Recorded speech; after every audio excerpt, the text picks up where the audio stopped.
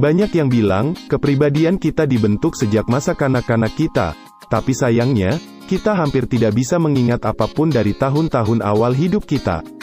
Fenomena ini dirasakan oleh hampir semua orang dan bahkan punya istilah resmi amnesia masa kecil. Seraya tumbuh dewasa, kita melupakan orang-orang, kejadian, dan bahkan tempat-tempat yang kita temui saat masih kanak-kanak. Topik ini masih banyak diteliti, tapi kami sudah merangkum informasi yang paling relevan lewat artikel berikut. Apa itu amnesia masa kecil dan kapan itu terjadi? Amnesia masa kecil adalah ketidakmampuan orang dewasa untuk mengingat detail peristiwa atau bahkan kejadian dengan lengkap yang terjadi padanya sebelum menginjak usia 4 tahun. Beberapa peneliti bahkan menemukan bahwa anak-anak yang belum menginjak usia 7 tahun, mampu mengingat 60% atau lebih, peristiwa awal kehidupan mereka, sementara anak usia 8 dan 9 tahun hanya mampu mengingat 40%-nya. Hal ini membuat para peneliti menyadari bahwa saat kita melalui berbagai tahap perkembangan, makin sedikit kita mengingat apa yang telah terjadi sebelumnya.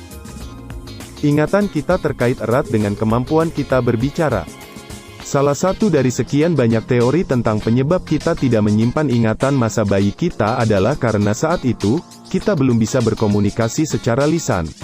Saat kita mengingat kembali sebuah kenangan, kita menggunakan kata-kata dan dapat mendeskripsikannya menggunakan banyak detail, semua ini membutuhkan kemampuan berbahasa.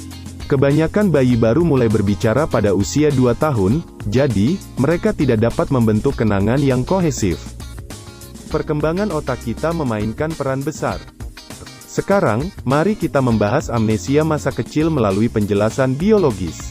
Saat kita tumbuh dewasa, otak kita melakukan banyak tugas berat, jadi, sebuah penelitian menyimpulkan bahwa ketika sibuk membentuk banyak sel-sel baru, otak tidak menyimpan kenangan jangka panjang.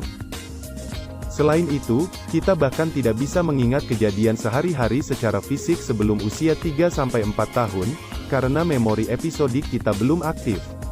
Itulah sebabnya kita dapat memiliki kenangan abstrak seperti taman mana yang sering kita kunjungi, tapi kamu tak mengingat toko es krim mana yang pernah kamu dan ibumu kunjungi.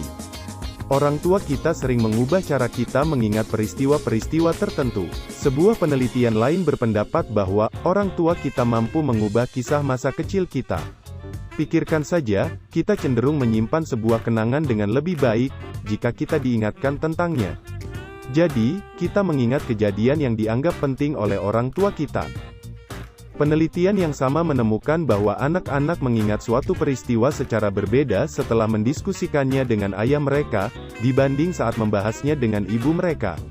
Anak-anak mudah dipengaruhi, jadi, orang tua perlu membantu mereka mengingat kenangan-kenangan indah dan melihatnya dengan benar, sesuai kenyataan. Semua ini bermuara pada kejadian apa yang meninggalkan kesan abadi dalam ingatan kita. Seorang psikolog anak mengatakan bahwa pada akhirnya, anak-anak mempertahankan kenangan yang dipenuhi emosi, baik positif maupun negatif. Temuan ini bahkan memungkinkan anak-anak kecil untuk memberikan kesaksian sebagai saksi mata di pengadilan.